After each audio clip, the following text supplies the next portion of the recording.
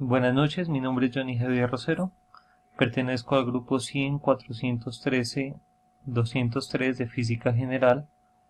Eh, Me corresponde dar respuesta a las preguntas del estudiante número 2 de la segunda ley de Newton, que nos dice: realice un ejercicio de exploración en el simulador e indique qué sucede con la dirección de cada una de las fuerzas que actúan sobre el objeto que está sobre la rampa. Eh, Aquí tenemos el simulador y las fuerzas que actúan sobre este objeto serían la fuerza aplicada, que es la que genera el movimiento, es positiva o hacia la derecha. La fuerza normal también es positiva o hacia arriba. El peso o fuerza gravitacional es una fuerza con un valor negativo, que jala hacia abajo. Y la fricción, que va en contra de la fuerza aplicada, también tendría un valor negativo. Y la fuerza total, que es la sumatoria de todas estas fuerzas y nos da un valor positivo, que es el que genera el movimiento.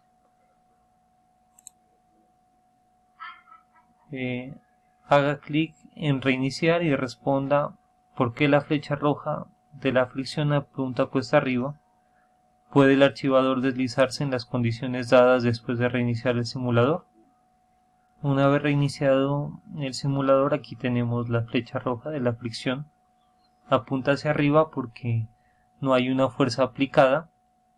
Entonces, la que causaría el movimiento en este caso sería la gravedad, que jala hacia atrás. Por consiguiente, la fricción se genera positiva para contraponerse a la fuerza de gravedad. C. Haga clic en reiniciar, seleccione el cajón, aplique una fuerza positiva al cajón y responda qué sucede con la dirección del vector rojo y por qué. Justifique su respuesta. Al reiniciar y seleccionar el cajón, miramos que la flecha roja, es decir, la fricción, apunta hacia la derecha, tiene un valor positivo. Aplicando una fuerza, vemos que el valor sigue siendo positivo, y es porque el peso de este cajón es mucho mayor al del archivador. Por consiguiente, esta fuerza no será suficiente para empujar el cajón. Entonces sigue siendo más fuerte la fuerza de gravedad, que jala hacia atrás, y mientras esta fuerza sea menor que la de gravedad, la fricción seguirá siendo positiva. D. Haga clic en reiniciar, modifique el valor de la fuerza aplicada hasta que alcance un valor de 200 newtons. A pesar de que la fuerza aplicada es mayor que la fuerza de fricción, el archivador no se mueve. ¿Por qué? Justifique su respuesta. Aquí tenemos reiniciado el simulador. Tenemos 200 newtons aplicados. Corremos el simulador y podemos ver que el archivador no se mueve. Y es porque esta fuerza de 200 newtons no solo debe contraponerse con la fuerza de fricción, sino que también a esta fuerza de fricción se suma la gravedad, que si la sumamos nos va a dar menos 200 newtons, y haciendo la operación tendremos 0, entonces por eso no habrá desplazamiento. Y finalmente, haga clic en pausa y aumente el valor de la fuerza aplicada hasta que aparezca el vector de color verde sobre el gabinete. ¿Qué representa el vector verde? La simulación no muestra la componente de la fuerza de gravitación paralela a la rampa, puesta abajo. Sin embargo, dicha componente existe. Por lo tanto, escriba una ecuación que relacione la componente paralela de la fuerza gravitacional, la fuerza aplicada, la fuerza de fricción y la fuerza neta.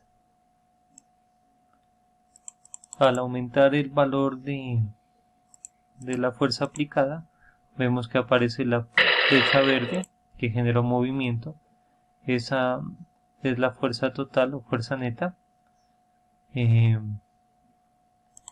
Y con respecto a la ecuación, tendríamos que calcular primero las componentes paralela y perpendicular de del peso o de la fuerza gravitacional, las cuales calculamos la paralela, que sería peso por seno de teta o del ángulo, y la fuerza perpendicular sería peso por el coseno de teta.